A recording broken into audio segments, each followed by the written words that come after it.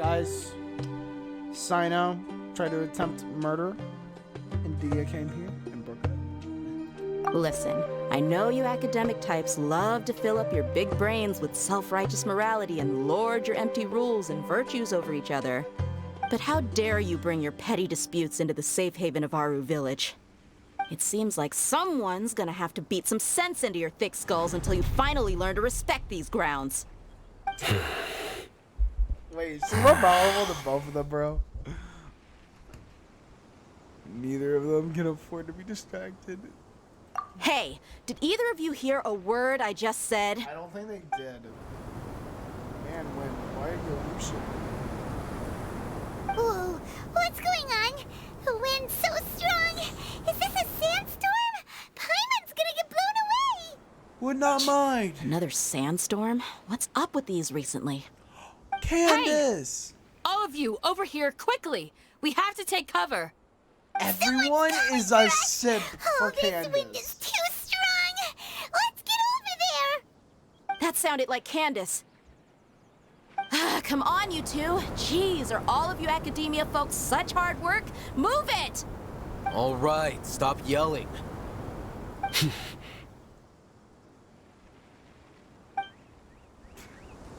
They're just too prideful themselves.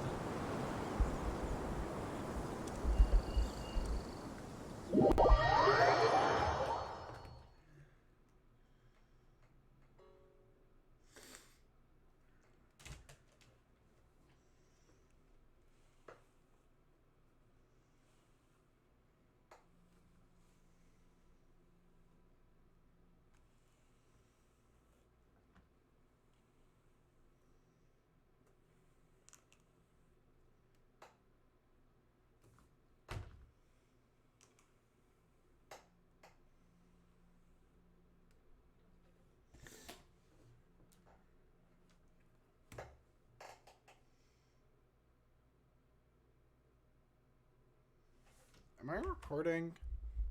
I am. Just want to be safe.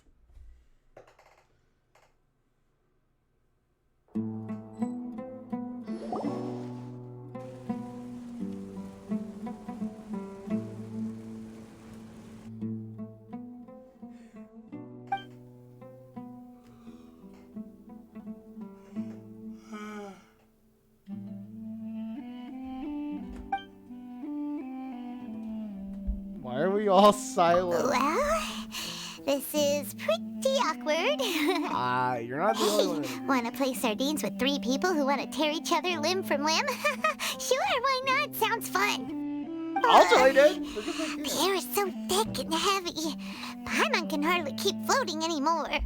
Oh man, is she actually My gonna sincere walk? apologies, everyone. This is the home of our village chief. I will have to ask you to make do with this small room until the sandstorm dies down. Please, let me introduce myself. I am Candace, protector of Aru Village. Our savior has come at last. Nice to meet you, Candace. The name's Paimon. Thank you so much for helping us. You have my gratitude. There's no need to thank me. It's only right to help each other when the weather gets rough.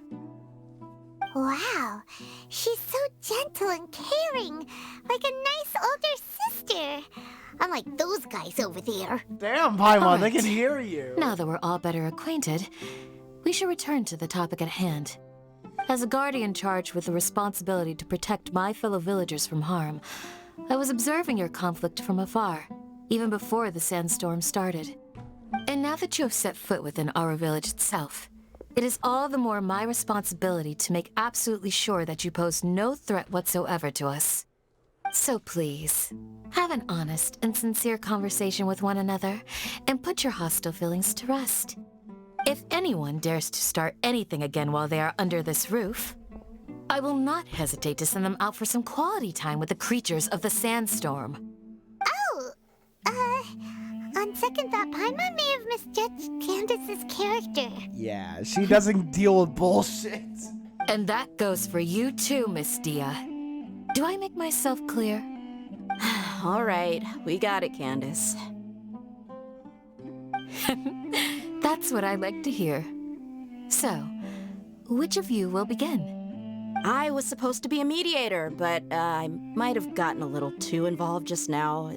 Anyway, one of those two should probably start talking. Wait, that was you trying to be a mediator? I have seen worse. I have nothing to hide, so there's no shame in explaining myself. While Al-Haytham wasn't wrong about the other Matra not knowing my whereabouts, it's not because I've been assigned a morally dubious mission. Rather, I've chosen to exile myself. Huh? Exile yourself? A little while ago, I discovered that there was data missing in the Academia's project planning and development files.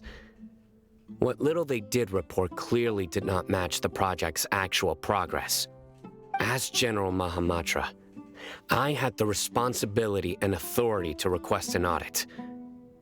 However, to my surprise, the person responsible for the erroneous data was none other than Grand Sage Azar himself.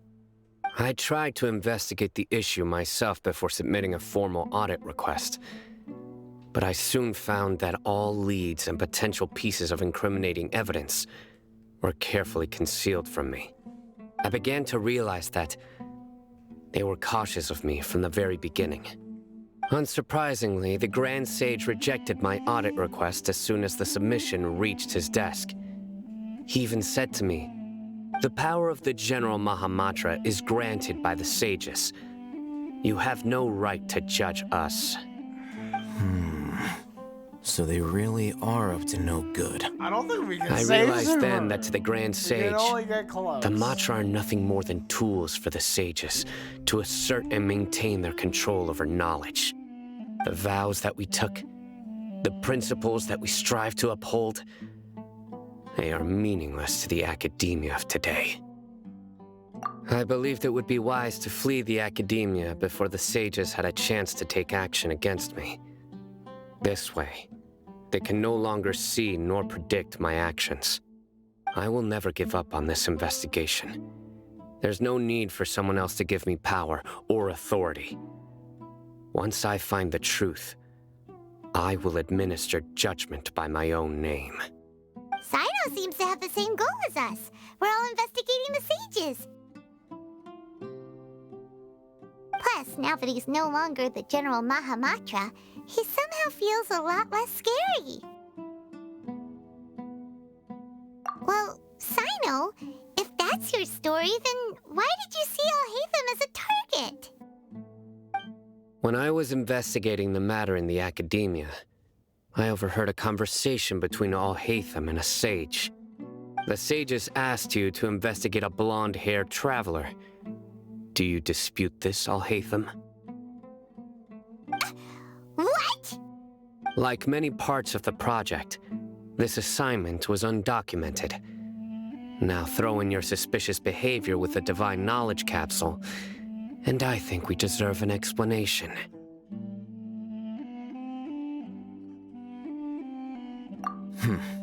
Yes. I was indeed tasked with investigating the Traveler. Al-Haytham? After all, the promised reward was so great that hardly any scholar could have refused. The sage told me, once you've completed this assignment, I can give you a glimpse of divine knowledge. A most enticing offer. Unfortunately, those academics don't know me at all. Their words contained one key piece of information, namely that divine knowledge indeed exists. That gave me all I needed to know. From my perspective, the sages are far from trustworthy. Think about it. Isn't it a little strange they're so willing to share divine knowledge with anyone, even as a reward? So, I began my own investigation following the lead of the Divine Knowledge Capsule. In the end, I realized my wisdom in committing to this rather than collaborating with the sages. Had I been less guarded, I probably would have ended up like that Ain al-Ahmar mercenary, incapable of remaining sane for long enough to hold a conversation. You mean that the sages originally planned to dispose of you, using one of those capsules that drive people insane? I'd already given up on the assignment by then. I only told the Academia I was waiting in Port Ormos for you to appear so they wouldn't suspect anything. So it came as quite a surprise when I encountered my erstwhile target while investigating the Divine Knowledge Capsule. Criminals do love to talk about coincidences. Even though I ran into the Traveler by chance, I had no intention of providing assistance to the Academia. Also, you should remember, you were the ones who decided to follow me and strike up a conversation after I left that tavern.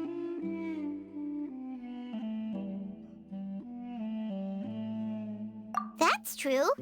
Al-Haytham helped us out at Caravan Rebat as well. Maybe he's telling the truth. I'm willing to apologize if that's worth anything to you. I took the Divine Knowledge Capsule behind your back because I judged its existence to be a significant risk. I felt that it would be best for no one to interact with it before it had been properly studied. After all, curiosity often proves to be the most dangerous thing in this land.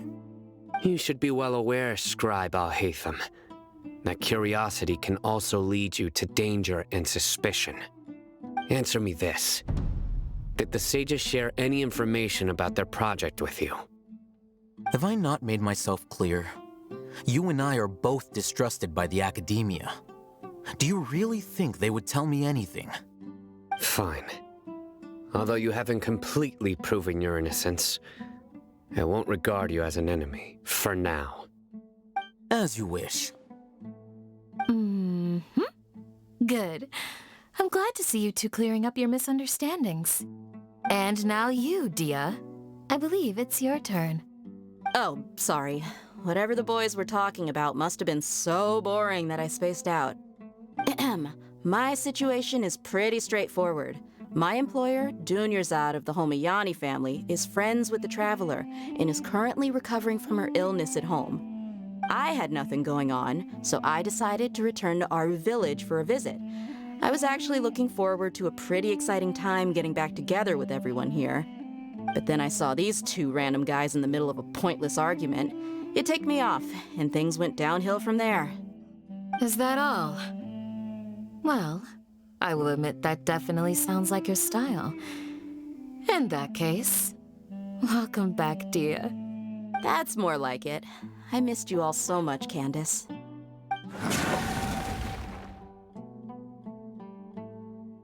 Whoa! What was that sound? No need to worry. Now that you're no longer at each other's throats, please make yourselves at home.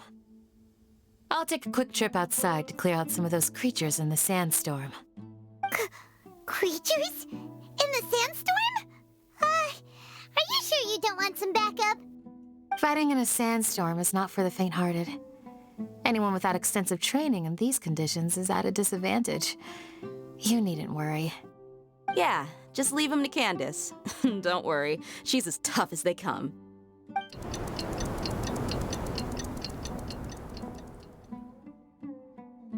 The wind's died down.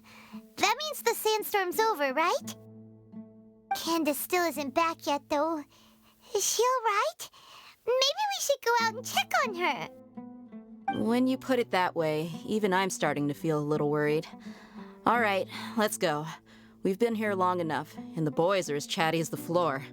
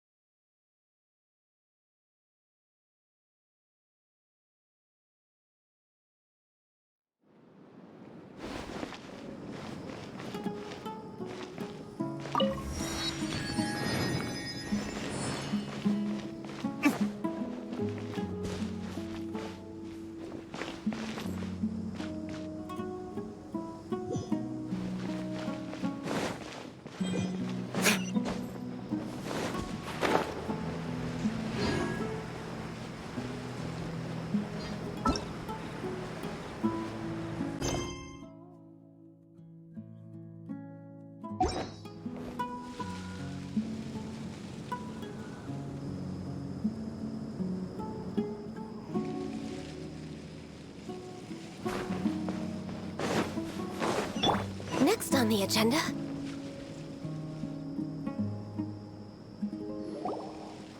Whew. Candace, you're still fighting? You've been out here dealing with these creatures the entire time? Yes. They just keep coming in waves. I've lost count of how many I've defeated. Before I realized it, even the sandstorm had stopped. Ah, here comes another wave! Leave this round to us. I got interrupted earlier, but now I have something to take my anger out on. It's been quite a while since I've seen the Flame Mane in action. I'll leave these to you then. I'll be sure to put on a good show. Let's go! Born of icy frost.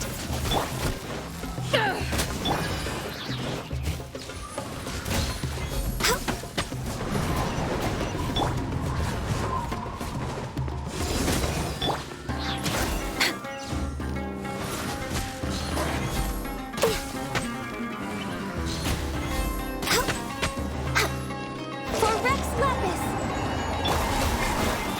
Dawn, break forth! We're way behind schedule. Access denied.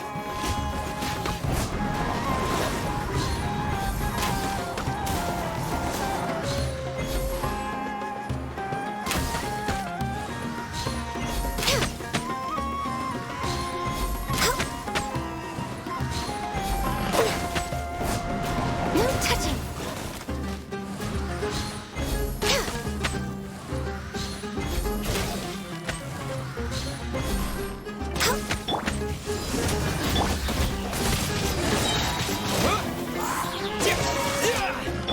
Access denied.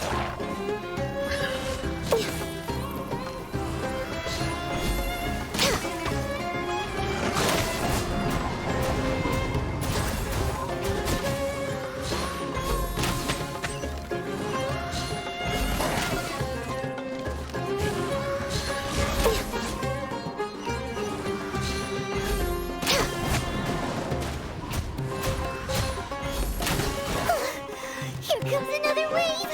When are they ever gonna let up?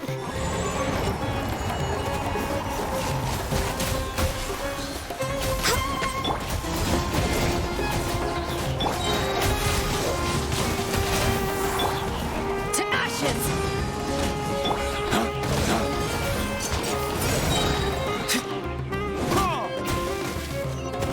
Flames, purge! Disappear! Windblade! No touching.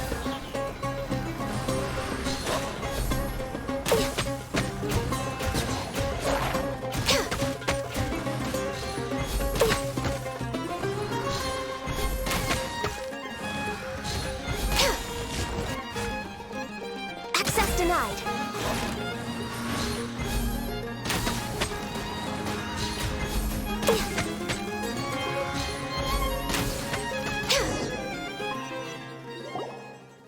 The creatures stopped appearing. Was that the last of them? What we fought just now was probably the aftermath of the sandstorm. So we should be safe for the time being. Well fought, everyone. No injuries, I hope. Huh? Who are you? Ah, my apologies. I haven't had a chance to greet you yet. I had my hands full taking care of the village's elderly and children. I am the chief of Aru Village. Everyone usually calls me Uncle Anpu. Sir, I am also originally from the desert, but I have not been back for some time now. May I ask if such sandstorms are common? I can't say they've always been common, but recently the storms have become increasingly severe and frequent. Besides sandstorms, we also occasionally get earthquakes. According to an investigator who stayed in the village a while ago, these unusual natural phenomena are related to the withering of Irminsul. Another effect of Irminsul's withering. So, Irminsul's withering causes withering zones in the forest, and sandstorms and earthquakes here in the desert? Everything in the natural world is inextricably connected to Irminsul. These regional symptoms can indeed be a reflection of Irminsul's present state. Everyone in Aru Village needs to take good care of themselves. Speaking of which, why haven't I seen a single village keeper since I got here? Village keeper? Who are they? Village guards like Candace? Does your curiosity know no bounds? Village Keeper is how Aru Village refers to mad scholars exiled here by the Academia. Most of them are scholars who lost their sanity after a period of training in the Avidia Forest. The Academia believes that their crazed mutterings may have a negative effect on the psyches of other scholars. So, they're forcibly exiled to the desert. Though if you ask me, it's all a boatload of nonsense. Alas, that's exactly what we've been trying to investigate. One by one, the village keepers have been mysteriously disappearing without a trace. But no one in the village has ever seen them leave. If you're planning to stay around the village for the next few days, I'd appreciate it if you could keep an eye out for them. I've had encounters with those people in the past. I'll see what I can do to help. The Matra are the ones responsible for their exile. Now that you're no longer with them, are you trying to alleviate your guilt and atone for your past sins? I'm fascinated by how you think. Mock me if you will, but if you are guilty, I will eliminate you, regardless of my position or identity. Oh, you're the former General Mahamatra. You must be an expert in these kinds of investigations. Thank you for your help.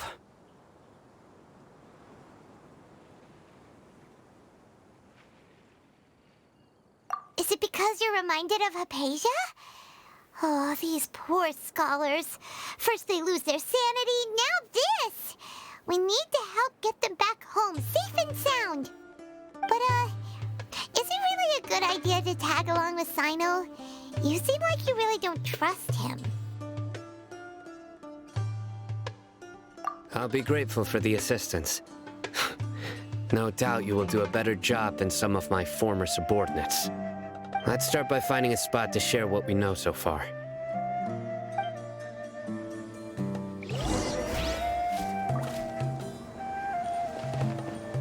Next on the agenda...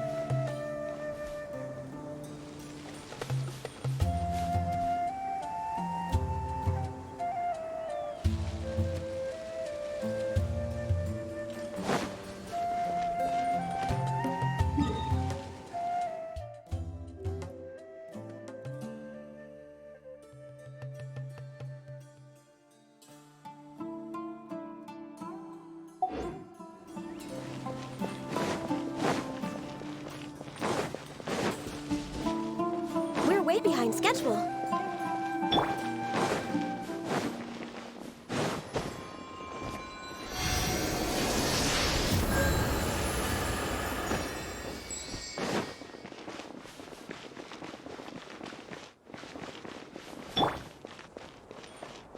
Next on the agenda...